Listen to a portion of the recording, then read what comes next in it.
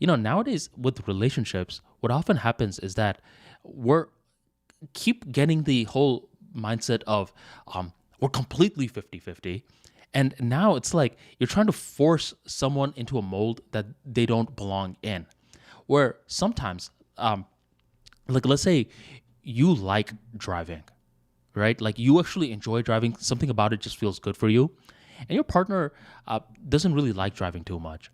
So in this scenario, your partner can be the person that's over here giving you the directions, right? While you're the one that's driving. This is one of those situations where it's not as though like the amplifier is a chopped liver. The amplifier is just as important, but just in a different context. You see? So I never really got why that would happen. And it's like when you make that happen too much, it just leads to unnecessary arguments. I recall a couple of years back, there was this one girl that I was going to like take a trip with. And I recall like we go from Tampa to Georgia. And as we go from Tampa to Georgia, she's over here like I noticed like this guy's driving the whole time, right? So I was just like, I didn't notice she was thinking that, but apparently she was thinking that later. So now like within Georgia, I'm over here driving to all the different locations. And I guess this is like angering her for some reason. And by the time we're supposed to go from Georgia to Tennessee, she's like, Armani, why are you driving so much? Are you thinking that girls can't drive as well? Girls and guys can do everything that like each other can do, blah, blah, blah, blah, blah. And she's over here just talking a whole bunch of nonsense. And I'm like, what are you talking about? I'm over here just driving because I like to drive and I didn't think it was a big deal. So she's like, no, me as a woman, I need to drive as well. Like making a big deal out of nothing. So I was like, all right, how about you drive from Georgia to Tennessee? So she's over here driving from Georgia to Tennessee and she's making like this big spectacle out of it. She's just like, see, us women can drive as well. It's not just a man's thing. I was just like, whatever. And I go back to taking a nap. Now, by the time we get to Tennessee, the Airbnb that we're supposed to stay in, it's weird. Like if you've ever been to Gatlinburg, the roads are like really steep. So now she's over here panicking. She's like, wait a minute.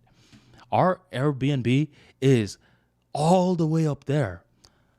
What are we going to do?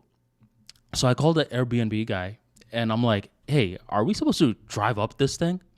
And he just like, oh, yeah. It's not a problem at all. Like you drive all the time in Florida, don't you? I'm like, well, yeah, man, our roads are flat. It doesn't look like a damn mountain, And he's like, no, don't worry. You could do it. And then I'm looking back at the girl. I'm like, well, you're this driver, right? Like, I'm obviously messing with her. And that's when she's panicking. She's like, no, I can't do this. Oh, no. She's over here so nervous. And I'm like, no, I'm going to do it. But, oh, okay, I see. So you can't always drive, can you?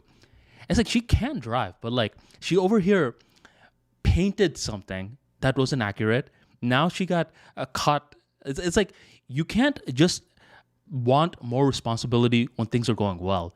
You should also be able to get that same amount of responsibility when things are going bad.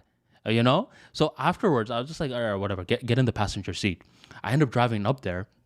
And once we're up there, she's not talking reckless because if she's talking reckless, I'm going to be like, how about you drive down?